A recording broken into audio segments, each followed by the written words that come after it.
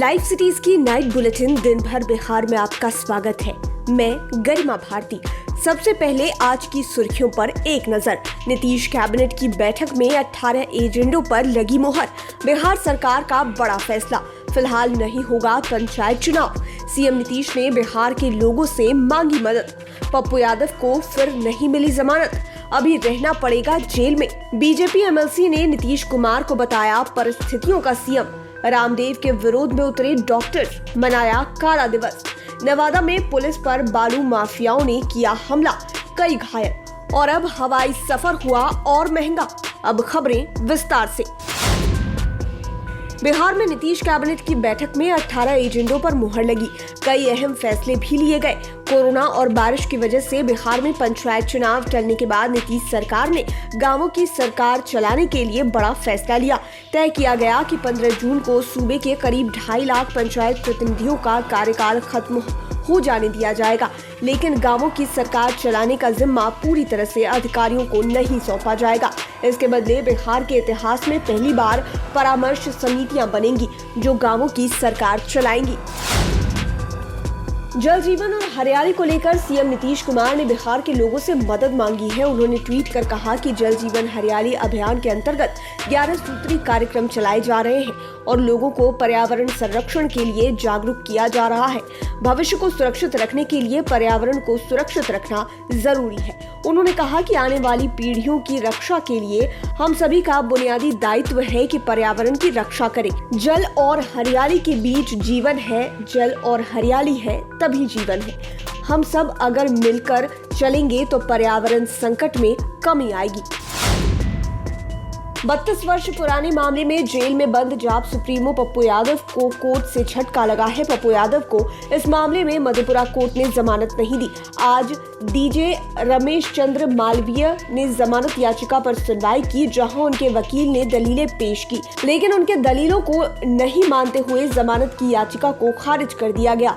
पप्पू यादव 21 दिन से जेल में बंद है। वहीं पप्पू यादव ने ट्वीट कर कहा कि उनको न्याय व्यवस्था पर भरोसा है, उम्मीद है न्याय अवश्य मिलेगा।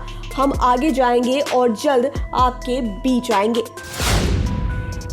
बीजेपी एमएलसी टुन्ना पांडे ने नीतीश कुमार पर जमकर निशाना साधा है। उन्होंने कहा कि मोहम्मद शहाबुद्दीन ठीक ही कहा करते थे, नीतीश कुमार परिस्थितियों के मुख्यमंत्री हैं। पहली बार 3 नंबर की पार्टी होने के बावजूद मुख्यमंत्री बने हैं। बीजेपी एमएलसी ने यह भी कहा कि जब तक शहाबुद्दीन के परिवार का कोई सदस्य किसी सदन में नहीं पहुंच जाता तब तक वो चुनाव नहीं लड़ेंगे। टुन्ना पांडे ने आरोप लगाया कि साजिश करके शहाबुद्दीन की हत्या की गई है। योग गुरु बाबा रामदेव के बयानों को लेकर विवाद अब तक थमा नहीं है। डॉक्टर्स एलोपैथ को लेकर रामदेव के बयानों से नाराज हैं और उसे लेकर बिहार में डॉक्टरों ने आज काला दिवस मनाया और बाबा रामदेव पर कार्रवाई की मांग की। हालांकि डॉक्टरों के विरोध प्रदर्शन से स्वास्थ्य व्यवस्था पर कोई असर नहीं पड़ा। सभी हेल्थ वर्कर्स पीपीई किट पर काली पट्टी बांधकर काम करते रहे, जिससे मरीजों को कोई परेशानी नहीं हुई। बिहार में मौसम का मिजाज अचानक बदल गया और कई जिलों में तेज आंधी के साथ भारी बारिश होने लगी। पटना में तेज आंधी पानी के कारण कई इलाके में बिजली गुल हो गई। इतनी तेज हवा चल रही थी कि सड़कों पर गाड़ियां इधर से उधर होने लगी। लोगों के छत पर रखे सामान उड़ने लगे और मौसम विभाग ने पटना सहित कई जिलों में आंधी पानी के साथ वज्रपात की चेतावनी दी है। इस दौरान लोगों से घरों से न निकलने की अपील भी की गई है।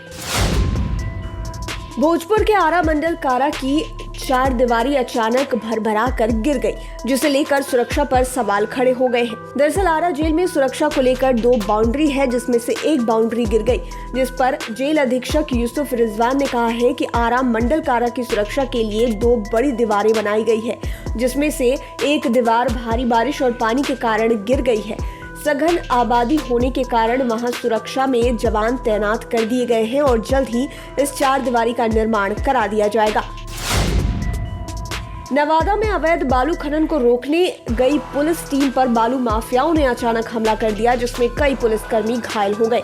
वहीं पुलिस ने 20 लोगों को हिरासत में लिया है। बताया जाता है कि खनन विभाग को जिले के पौरा गांव में बालू के अवैध खनन की सूचना मिली थी, जिसके बाद खनन विभाग की टीम पुलिस के साथ मौके पर पहुंची। पुलिस के पहुंचते ही बालू माफियाओं की टीम ने ईटा पत्थर हाथ में ले लिया और हमला करना शुरू कर दिया, जिसमें कई पुलिसकर्मी घायल हो गए।